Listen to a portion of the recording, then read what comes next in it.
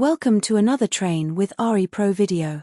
Today, we are talking about signing up for Claude AI, an AI with great potential and constantly updating and improving. Let's go to the main Claude AI page and write an email in the main box that you want to use. You will create a link that sends to your email inbox, and you will simply open your email and click this link. In the first Claude AI registration process, you will be asked to provide a personal phone number to verify that you are human. Be sure to select the country of your phone account, and once you receive an identification code, write this code on the Claude AI page. Once you have completed these procedures, enter your profile page.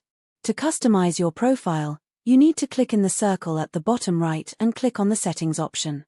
The first time you enter your profile, it will ask you to provide a first name, last name, and your appellation by which you want to be called by Claude AI. In our case, we have selected Dear Friend. You can also select the dark way for its web page, the font type you want to use. In the Account option, you will be able to access your identification code and other data that are specific to your account, or choose the option to delete your profile.